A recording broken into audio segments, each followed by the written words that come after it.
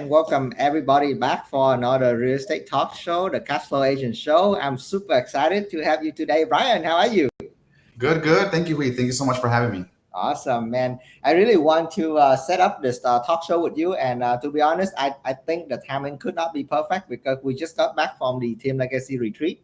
Right. And I know that you learned a ton, Cindy learned a ton. Unfortunately, she cannot be here with us, but I think this is like just a perfect time to kind of extract all the information that you have been receiving over the weekend. Of course, combined with what you guys have been doing over the past year. So I Right. think it's gonna be really, really helpful. Whenever you are new into real estate or in it for a while, looking to bring it up to the next level, the icon level, like the Beltran over here. The next 40 minutes, be ready to take note because it's gonna be ton and ton of information for everybody that we can leverage on. So Brian, Yeah. thank you for your time. No, thank you. Thank you. Super excited. Yes. Yeah. Hey, so if you don't mind, just take me back, just to your life before real estate, if you don't mind. A lot of the audience, some of them they haven't know me, they haven't know you yet. Sure. So what is your professional life before EXP? If you don't mind me asking. So my professional life before EXP, For real estate. before real estate was I was in the airline industry for a while, and so Ah, I did got my feet wet as far as with customer service and speaking to just random strangers. It kind of opened me up to.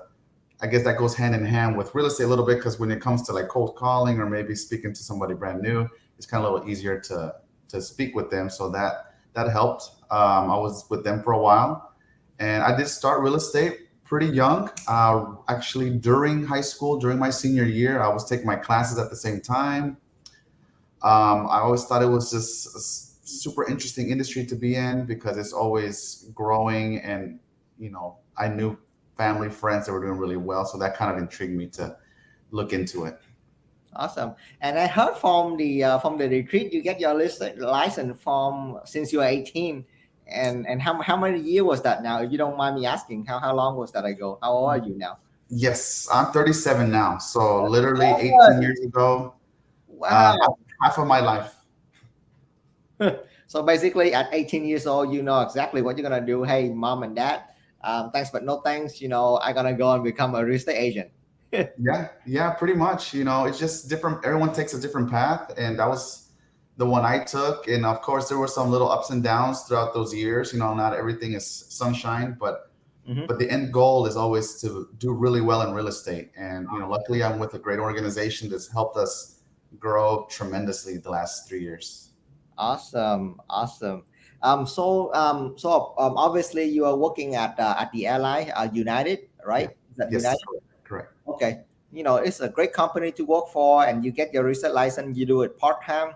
So what make you, what trigger you to slowly kind of, let go of that stable W two income and go into real estate full time?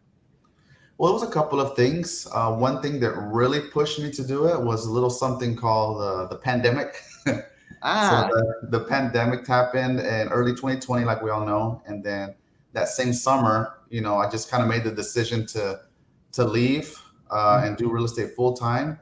What did help was that my wife was a full time teacher, and the year before that, she left her full time job to become a full real estate agent as well. so you two go all in, Jesus. So we went all in, yeah, and it's been all uphill from there. So it's been really good.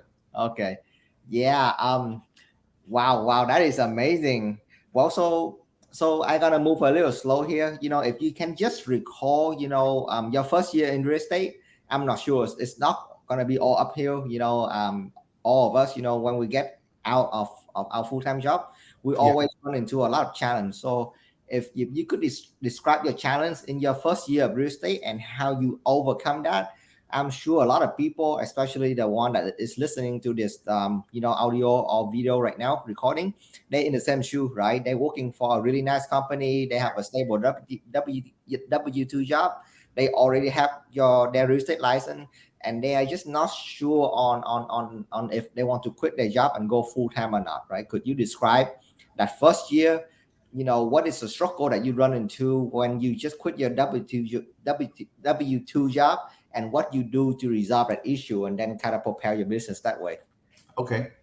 So the very first year, so when I first got licensed and I started in real estate, my biggest, I guess not issue, but my obstacle was really where I was. It was like a boutique brokerage, so Mm-hmm. a very local small brokerage that I was referred to. Just somebody referred me to it. We knew someone that already worked there. And I'm like, okay, well, I'll just start there. A lot of people get their license, they don't know where to go. They're just kind of pointed in a direction. So when I went there, um, there really was no training. So honestly, my training was going up to other agents that were doing well and asking them, "Hey, how do you do this? How do you do that?" Yeah, I kind of went under someone's wing that I'm still in touch with today because he was like the top producer in that office, Really good. and he was nice enough to show me a lot of things. To be honest with you, so he showed me, how he spoke to his clients, how he grew his referral based business, and that helped a lot.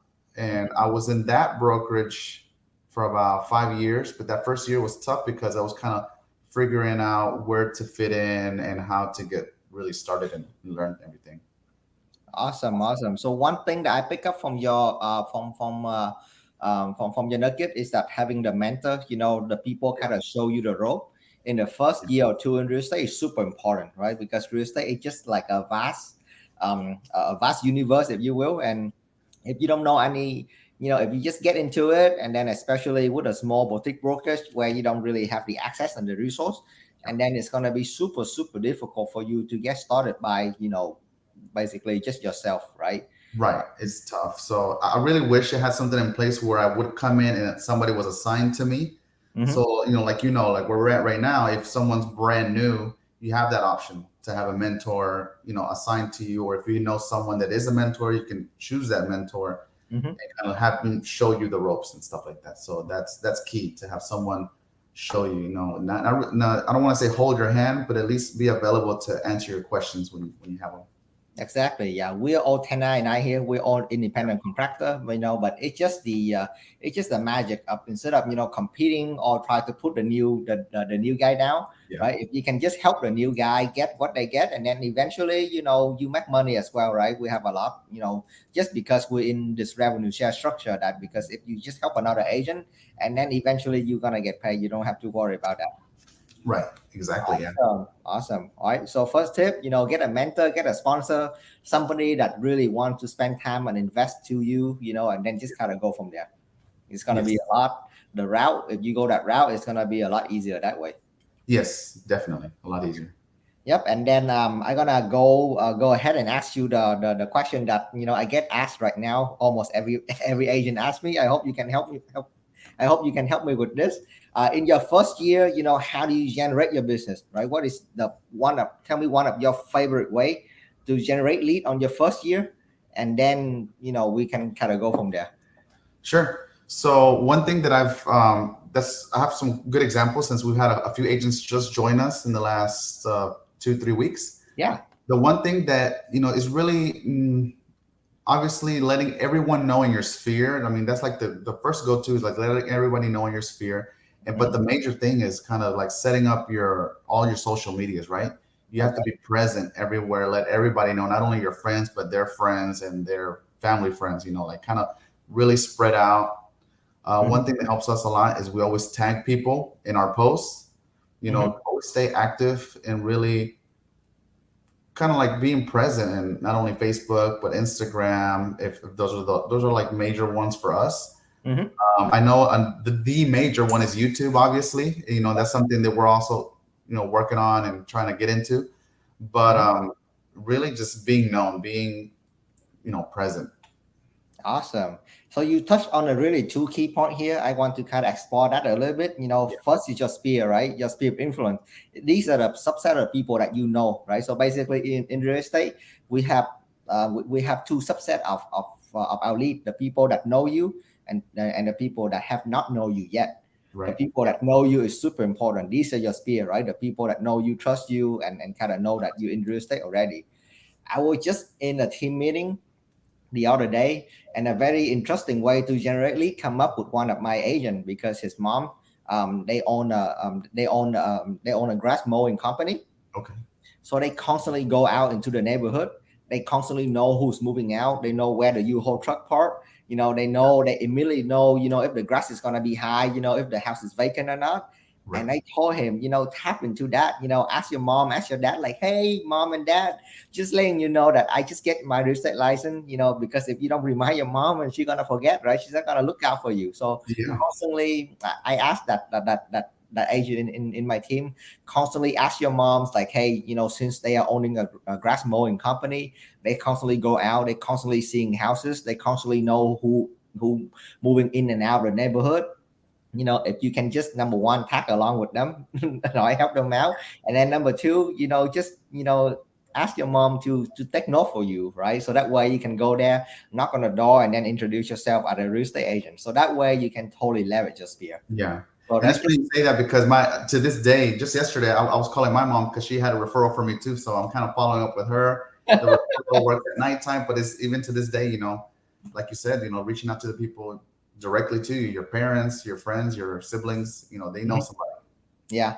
And sometimes the deal, Brian, is like right in front of our nose, and then we forget to, like, see it. We tend to look very far. We think about like open houses, we think about all sorts of things, but sometimes the deal is like right in front of your nose, but sometimes you missed it. So just take a moment, if you're listening to the video or audio, just take a moment to think about, like, hey, what is some of the low hanging fruit, something that I might have missed that is actually like right in front of my eyes, but I missed it. So think about that. Right. At one of your lead generation, so it's going to help you so much in the Somebody gave a good example at the retreat, saying that, like you said, like right in front of your noses, she targets everyone in her neighborhood. She's in a small neighborhood, but she touches base once a month, whether it's something small, if it's like some one.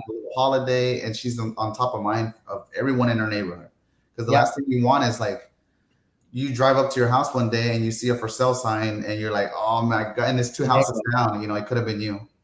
Perfect. Yeah, I remember that example vividly. So she live in the neighborhood. She can walk to most of the houses, and then she don't even knock on door, right? She just basically, this is what we call the pop by. If you follow Brian Buffini, she have a lot of pop by. She put together a little pop by, and then she just wrap it up at a neighbor door, right? She don't even want to talk to them, but she just keep wrapping it up. And eventually everybody in the neighborhood know her, right? So eventually you're going to convert the people that you haven't met yet into the people you met. They know you, they trust you, they know that you live in that neighborhood, and then you keep giving everybody treats. So what's not to love about that? Yeah, exactly. Yeah, absolutely.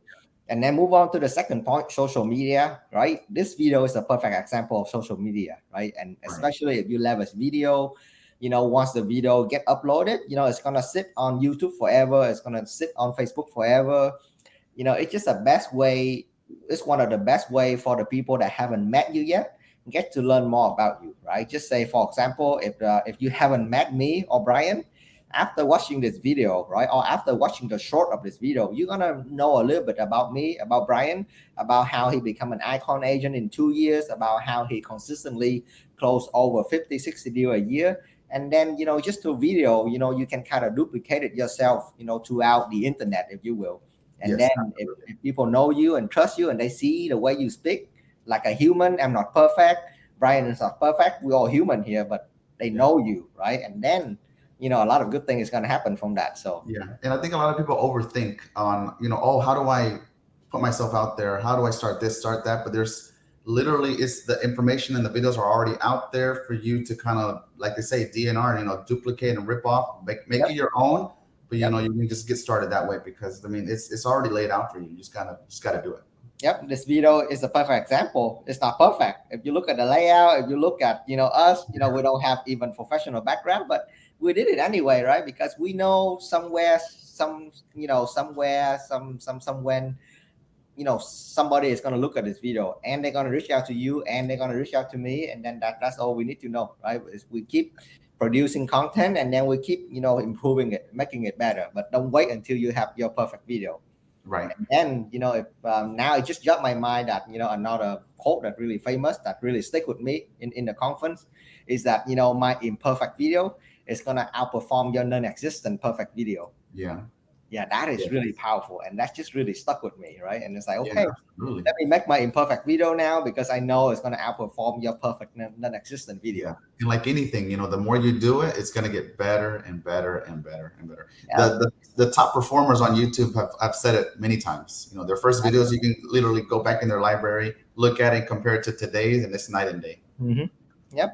Yeah. So moving forward now, now that you're an icon agent, you produce at the high level. Is there any other lead generation source, on top of just peer and just social media that you and Cindy is doing right now, to kind of propel your business to icon level? And especially, I know right now you guys are forming a team as well. Yes. So there's a couple of things besides social media, and so we this year we have implemented a lot of new things within our team since starting the team. We have luckily got an assistant that's really working for us. She's Uh-huh. doing a few different roles because luckily she's dedicating all her time to just my wife and I. So Mm-hmm. she touches a little bit on social media, and the way I met her was that she was an ISA, so she's really good on the phones. I In see. our case, she's bilingual, so that helps us too. So because we are majority of our clients are actually Spanish speaking, but since she Mm-hmm. speaks both languages, I give her certain areas to farm. She'll do the calls for us, set up appointments for us, and then I follow up with those appointments. So that's one way that we Uh, do. Interesting. Well, so one thing in common, because I interview a lot of top producer, one thing in common that I see between all the top producer is they always leverage their help, right? Yeah. We talk about low leverage activity and high leverage activity in our group discussion over the weekend. You know, if your assistant can do this job, right? And if you are gonna keep doing your assistant job, you are basically paying yourself, let's say $5 an hour or $9 an hour, right? Do you really want to pay yourself $5 an hour or $9 an hour? If you don't want to pay yourself, and then hire an assistant and let them handle that task, right? Right. So Exactly. congratulations to you on hiring an assistant. And I'm wow, farming, right? Yeah. Having I an I think ISA. I think you were the one that told us that if the assistant or somebody, when you're leveraging something, if they can do it at least 70% as good as you, then let them do it. Maybe Perfect. it was Amanda, but I heard it from somebody. But that's true. Like if they can do it at least 70% as good as you, then they should be able to do it. And that way you focus on other things like lead generating. Awesome. Okay, so I'm gonna get a little technical here, because a lot of the audience on this podcast, they really focus on the how-to, on how you actually leverage your ISA, to farm and call. So Yeah. could you just dial down in detail for me, like explain the how-to of like, hey, now I have an assistant, her role is an ISA. What exactly do you do? What kind of lead that you provide her? If you don't mind sharing, like where's the lead coming from? And what is exactly her day-to-day activity to help you, generate more lead using farming? Right. So when she first started, so most of the leads were coming in from Facebook ads through our business page. That's Ah, how there she you got go. started with actually getting leads to come in, and she would call them and kind of filter them through. Recently, we've been using Redx. So Okay. Redx is we'll do like the geo leads. We'll target a specific neighborhood or zip Mm-hmm. code, Mm-hmm. and then she'll call like a list of 500 or something like that. Okay. So Wow. that's 500 another a thing. day. Like, how long would it take us to do 500 phone calls when she can, easily do at least 100 a day? And 100 a that day. way she can do that and then focus on transaction coordinating as well. Perfect. Well, so just a quick plug here. If you get sponsored by Brian, within Team Legacy, we actually can share with you the Red Dex access, which is very very expensive, right? But we all get to, again, right? A part of the benefit is to in with a big organization is that we have so many tools and resources you can leverage from, right? Red Yes. X, if you're gonna buy yourself, forget about it, right? Especially when it's just starting, you will not be able to afford it in your first year of real estate. But if you're within a group, and if you're willing to work hard, and then we're gonna share the red access with you. So Yeah, it's exactly what is Brian is taking advantage from, right? exactly. And then the Redx, pretty much the leads that will come in from our Facebook ads are generally buyers, and Redx is helping us generate a lot more listings. So that's really more for the seller side. So you actually geo target a specific zip code, and then you're gonna use Red Act to pull up the owner information, the owner phone number, and then your assistant is going to act as an ISA. She make 100 phone call a day to Yes, basically filter out, a motivated seller, and then you're going to follow up on those motivated seller lead for a listing appointment. absolutely correct. Man, that is absolutely crazy, man. Yeah. Congratulations on doing that. Yeah. And like these things, it's not like I came up with it, right? It's by plugging into trainings, following other agents that use RedX and have shown me how to do it. So really, it's not just getting the tool, but knowing what to do with it. There you Really go. going Yeah. to the trainings and learning. Yep, you bring up a really good point, Brian. All the things that me and Brian we are discussing today at this live stream, we didn't come up with it. I'm not smart enough to come up with it. Brian is not smart enough to come up with it. We saw somebody do that very successfully. We asked for their advice, we asked for the feedback, and then we asked for their business plan if they're willing to share with us. Yeah. Great, right? We have the culture of sharing and receiving. We take that and then we rip up and duplicate and then we implement that in our business, right? It's just the way it works here, Right. right? It's very easy. You don't need to come up with anything great. I mean, you should be creative, but if a system is already working, just rip up and duplicate it once you get it working, and then maybe you add your personal touch on later. And the great thing, there's so many successful agents. It's like really kind of like aligning with the one that really you like their style and then asking them, because I haven't run into anybody that's not willing to share, Yeah. either their tactics or how they do business. So that's another thing that's helped us grow a lot in the last few years. Absolutely, because at the end of the day, we all own this company via stock, Yeah. right? So if I can just help you, if I can just help anybody in EXP make more money, close more deal, and ultimately it's going to help me and you as a shareholder. We get more stock, we get more ref share, and then life is good, right? Yes. Yeah. Yes, absolutely. Yeah. Yeah, it just keep reminding me at the at the team retreat. One of the goal. Like remember when we start sharing our goal, like, hey, I want to do like X amount of houses. I want to close X amount of deal per year. And this lady, she just raised her hand and she was like, I just want to play 5 hours of pickleball per day. And then I Yeah. want people to ask me what the hell I'm doing to make money. I was like, There that's you go.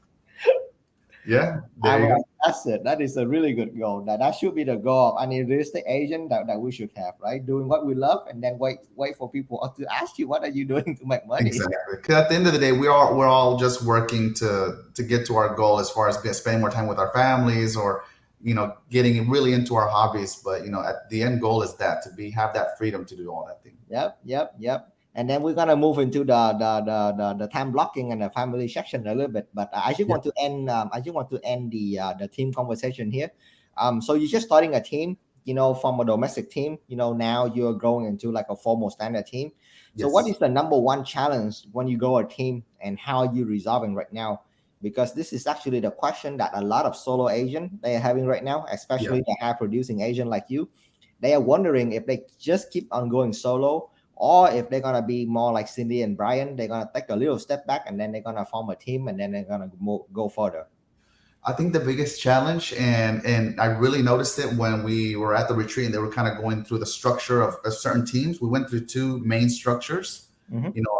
your traditional team and then a self-organized team. Yeah. The one thing that I know we're missing that if we had right now that it would help us is a team leader. We don't have a team leader per se, Oh yeah.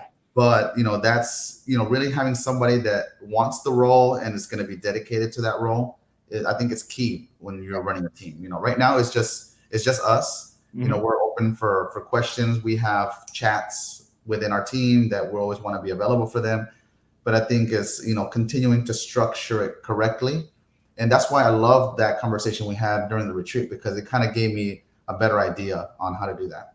Yep, I love it, and it's kind of like a light bulb moment went off in my head as well, Yeah. right? Because we always focus on being a team leader, right? But Right. Jeff take it a little step further, like, hey, I'm not interested in become a team leader. I'm interested in become a team owner. I want to own the team, There you and go. then the team leader is gonna run the team for me. That Exactly. blew my mind. It's like, yeah, that's right. You're supposed to own stuff. You're an investor. You own businesses. Why do you want to run a team? You want to own a team and then, partner with somebody that's really good at what they're doing and then, pay them well and have them run the team for you. Absolutely. Yeah. That's the thing. That thing, it just blew my mind. It's like, okay, that's it. That is an owner mindset. That is an investor mindset.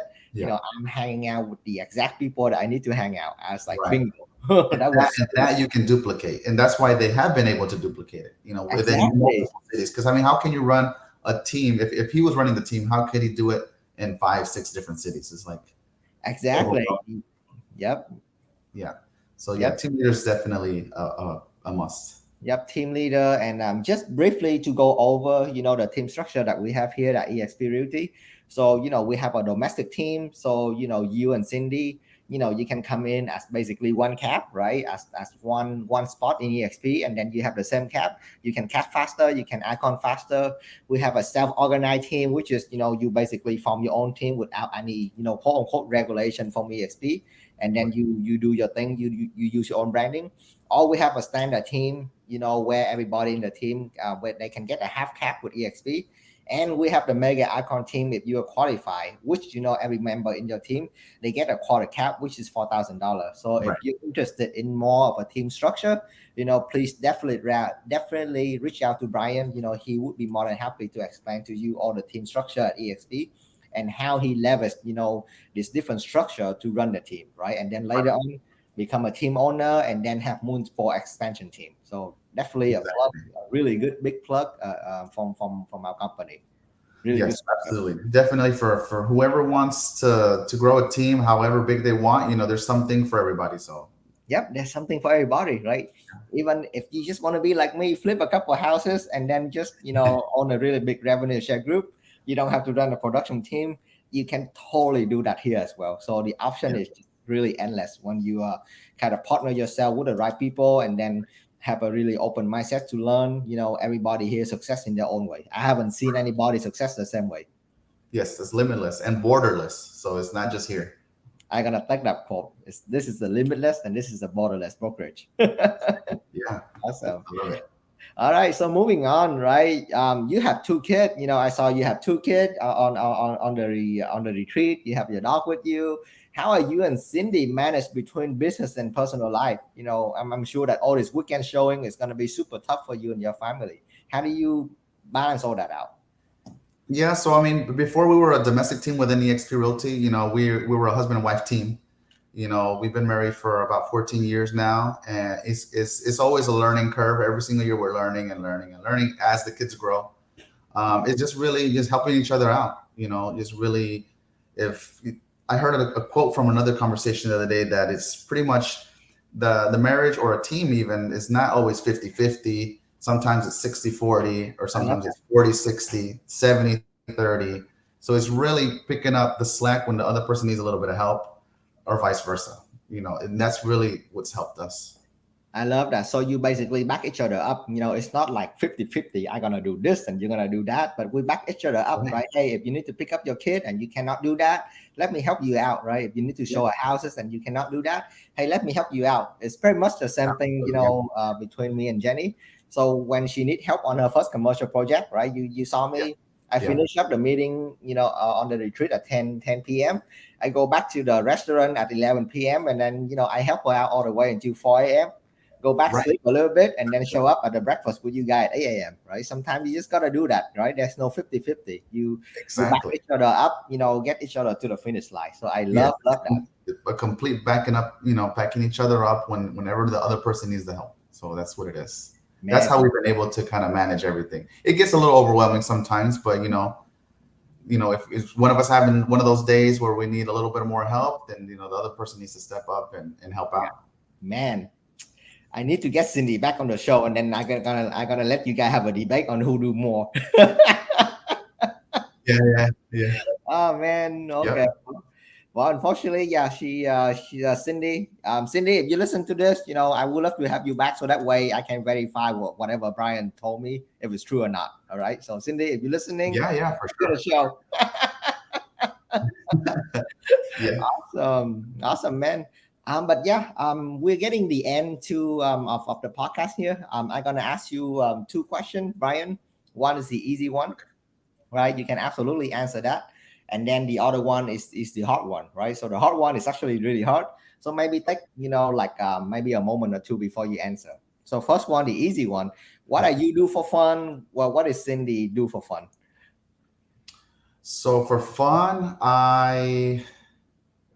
let's see what I'm interested in. I never have the time to sit down and watch an entire Formula One race. but I Ah, always watch the highlights. So like I'm really into that. I'll watch the highlights.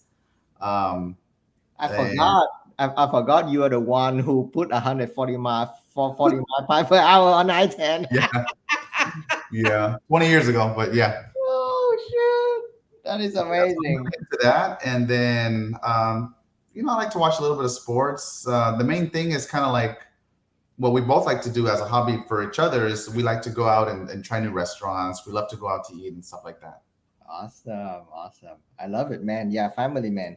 And a fast and furious guy. I gotta watch out for you now. Yeah. Awesome. All right. So here come the hard question, right? You're here at EXP Realty. You're gonna generate so much, revenue share later on in your life. You're gonna accumulate so many stock, so many equity in the company. All Yes. right. You're gonna buy so many Airbnb just because you hang out with me. You're gonna buy so much rental. You're gonna do so many flip. You have mountain of wealth, but you cannot pass it to your kid. You cannot. You can only pass your kid one advice. What would that be? If I can only pass my kid one advice, Yep, not your money. What would it be? get Mm. licensed Getting licensed and John. as soon as possible, obviously with real estate, so that he can take over the rev share group. That is awesome, man. Yeah, and you bring up a really good point as well because the rep share that we're building, it's a legacy. You can actually, put it into a trust. I won't go too far, but you can actually put it into a trust, and then later on, have your kid take over the revenue share and lead the group. So Yes. definitely, It's, Anthony. yeah, generational. So it's pass it on and over. Yeah. So Anthony, if you're listening to this 10 years ago, make sure Yeah. you get your, real estate license so that way you can take over what Brian have built. Yes, absolutely. Awesome, man. Okay. We are getting to the end of the podcast here. Okay. If people want to reach out to you, Brian, what is the best way that I can reach that they can reach out to you? And if you have any other advice for people, in real estate that that might be looking up to you right now. Okay. So best way and easiest way to reach me is either Facebook, Bryant Beltran, or Instagram is at Beltran underscore mindset. Okay. And then the best advice I could give really is, you know, no matter how many times something might take, never stop, keep trying, just like Edison took 10,000 times to know, like, not how to make a light bulb. He just found, he wasn't wrong. He just found different ways not to do it, but he just needed one right way, right? And then if we would have quit earlier on, we'd probably still be using candles right now. I So know. like the whole thing is like to keep going, don't stop, find someone that you can either mirror or come to as a mentor and, learn as much as you can from that person. Yep, I love that, and I'm gonna add into that a little bit. If you guys know my story, and especially Brian's story, very similar, right? The first few years in real estate, we didn't know much, right? Nobody know who we are. We struggle, we struggle to find a deal, whatnot. Not even finding an agent, right? But second year is getting a little better. Third year is getting a little better, and then all of a sudden the fourth year take off, right? So Yeah. never give up. If I would give up, in my second year, I would never be able to meet you and build a really sizable revenue share business. So Yeah. I don't probably give wouldn't up. even be with the XP today. What's that? If you would have gave up, I wouldn't be with the XP today. Exactly. So it's just a matter of sticking it there and then figure out a way, that Yeah. is going to be working for you. If you haven't figured out a way, keep reaching out to the mentor. Brian would love to talk to you about mentorship and sponsorship. And Yeah. then, we reach up. We reach up for help, and then we reach out to help the people that look up to us. Yes, absolutely. Awesome. All right, Brian, thank you so much for your time. I cannot wait to bring you and Cindy back for another episode for an update and see what you guys are doing. Yes. No, thank you so much for your time, for having me. And, I look forward for the next one with Cindy. All right, see you later. Yeah. Thank you. Wade. Have a good one.